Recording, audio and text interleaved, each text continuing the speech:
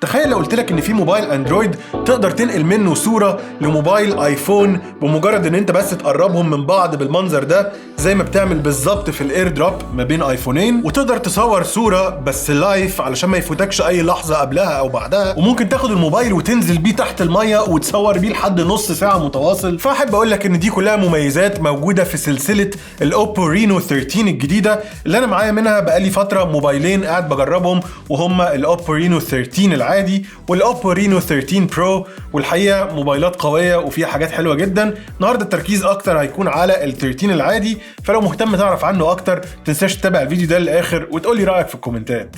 يلا بينا.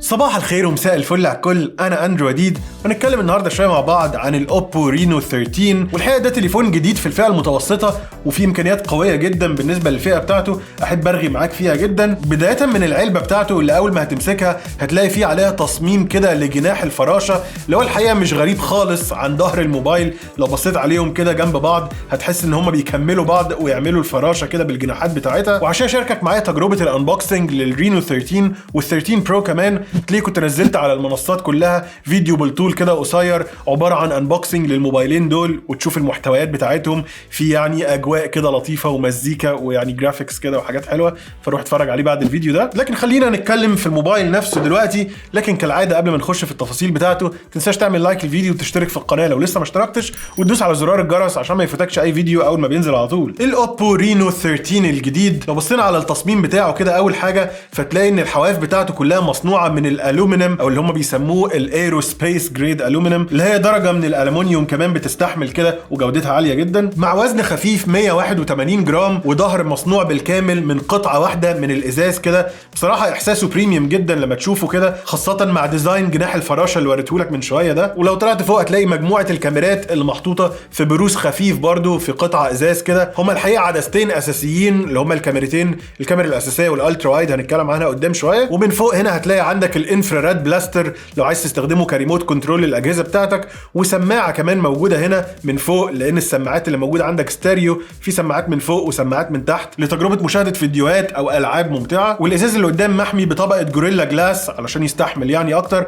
ومناسبه يستحمل، فالتليفون ده ريتد IP69 اللي هي يعني اعلى معايير مقاومه الميه والاتربه، لدرجه ان انت تقدر تسيبه جوه الميه لمده نص ساعه وتصور وتعمل اللي انت عايزه لحد عمق 2 متر من غير ما يحصل له اي حاجه، وهوريك الموضوع ده اكتر قدام. واخيرا عندك الشاشه الفلات اللي فيها الهول بانش بتاع الكاميرا الاماميه، مع حواف او بازلز رفيعه جدا داير ما يدور وكلهم قد بعض. والحقيقه يعني هم فيهم شبه كبير جدا في الدوران بتاعهم من الحواف بتاعت الايفونات الجديده. وهو التصميم كله عموما يعني في شبه مش قليل، سواء في الخامات او في اماكن الزراير او في تدويره الزراير، او يعني حاجات كتير بصراحه مشتركه كده. وده ان دل على شيء فبيدل على ان هم فعلا عملوا تصميم شكله وخاماته كويسه جدا في الفئه دي. وطالما بدانا كلام على الشاشه فتعال احكي لك اكتر عن مواصفات الشاشه دي. الشاشه هنا في الرينو 13 بتيجي بمقاس تقريبا 6.6 اموليد بدقه فول هاي ديفينيشن بلس، مع كثافه بكسلات 460 بكسل لكل انش، وده يعتبر رقم كويس جدا بالنسبه لدقه الشاشه. وتردد 120 هرتز لتجربه استخدام سلسه جدا، مع سطوع بيوصل البيك برايتنس بتاعه ل 1200 نتس، اللي هو يعني ما هواش اعلى رقم في الدنيا حاليا، لكن كويس جدا في اغلب استخداماتك. وعندك بصمه تحت الشاشه دي استجابتها كويسه جدا وبتشتغل بسرعه في كل المرات اللي جربتها فيها. وطالما جبنا سيره السرعه فتعال احكي لك عن ادائه شويه. الموبايل بيجي مع معالج ميديا تك 8350 بمعماريه 4 نانومتر اوكتا كور، وبما ان التليفون ده بيدعم الذكاء الاصطناعي جدا فهو جواه كمان شريحه مخصوص للذكاء الاصطناعي، وهي الNPU 780 مع 12 جيجا رام، وتقدر تزودهم 12 اضافيين لو تحب من الذاكره الداخليه بتاعه الموبايل اللي هي في الحاله هنا 256 جيجا، مع اندرويد 15 وكالر او اس 15. الحقيقه ادائها سلس وسريع جدا، ما قابلتش معاها اي مشاكل، يمكن باستثناء الاعلانات اللي موجوده شويه والابلكيشنز اللي هي الهوت ابس والهوت جيمز اللي تحس ان هي مفروضه عليك دي كده، مش اكتر حاجه بحبها، لكن الاداء عموما سلس وناعم جدا. وفاكر لما وريتك في اول الفيديو موضوع شبيه الاير دروب ما بينه وما بين الايفونات، ان انت لو عايز تنقل اي حاجه تعملها بس بمجرد انك تقرب الموبايلين من بعض، ففعلا الموضوع ده قوي جدا. لو جيت على اي صوره في الموبايل الاوبو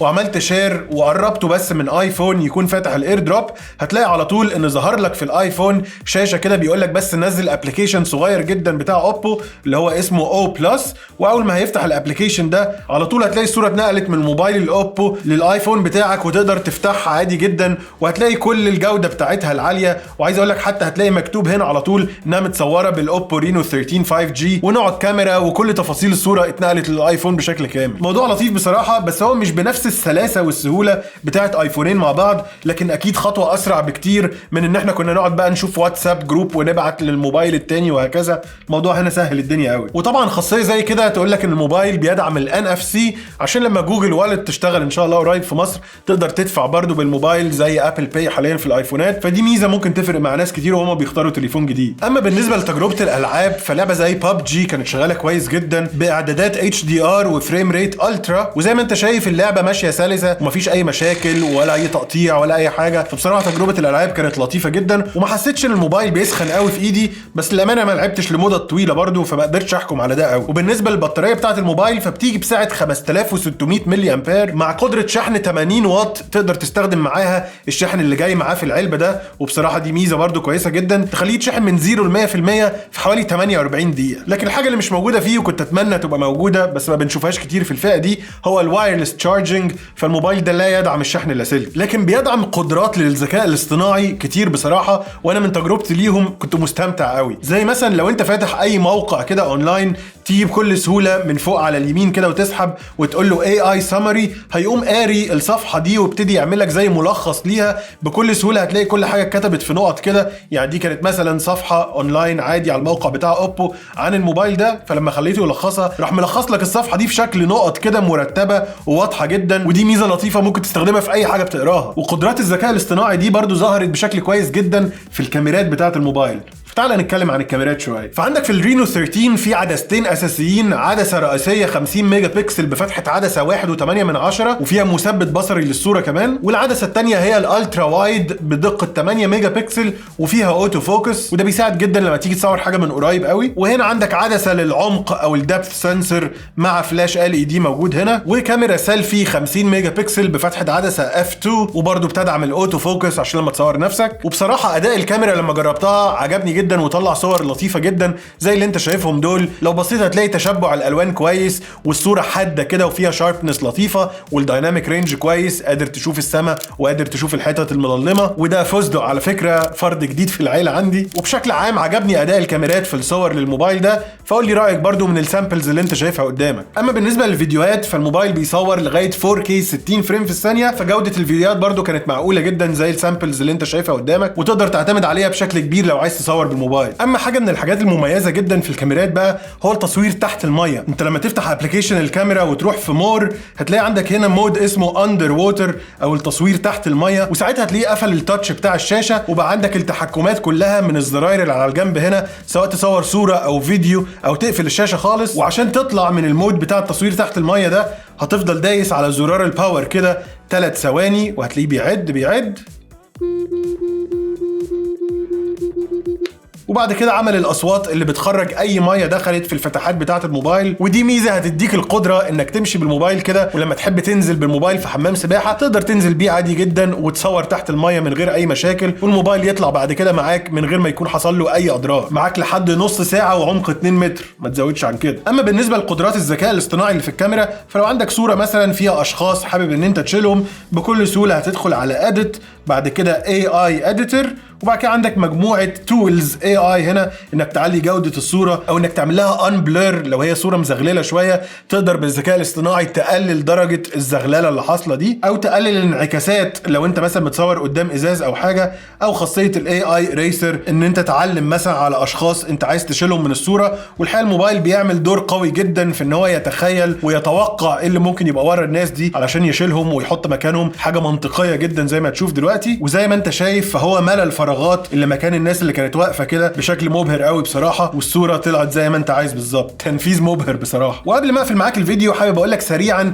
ان ال 13 برو كمان من الموبايلات القويه جدا، حاجات كتير قوي مشتركه ومتشابهه ما بين ال 13 العادي وال 13 برو، لكن البرو ممكن تقدر تعرفه من شكل الفلاش اللي جواه زي مرايه صغيره كده، وهتلاقي فيه شاشه اكبر شويه وفيها كيرف من الجناب هنا، ويعني البطاريه مساحتها اكبر شويه والكاميرات ادائها احسن شويه. لكن هبقى اكلمك اكتر عن ال 13 برو في فيديو جاي ان شاء الله. وبس كده، دي كل حاجه حبيت ارغي معاك فيها عن الاوبو رينو 13 اللي بقى متوفر بشكل رسمي في مصر حاليا. لو عجبك الفيديو ده ما تنساش تعمل لايك للفيديو وتشترك في القناه، وما تنساش كمان تتابعني على انستجرام وتيك توك لفيديوهات قصيره لطيفه كده وستوريز يوميه. ولو عندك سؤال في اي حاجه او افكار لفيديوهات حابب تشوفها اكتبها لي كلها في الكومنتس وانا هقرا الكومنتات، واشوفك في الفيديوهات الجايه.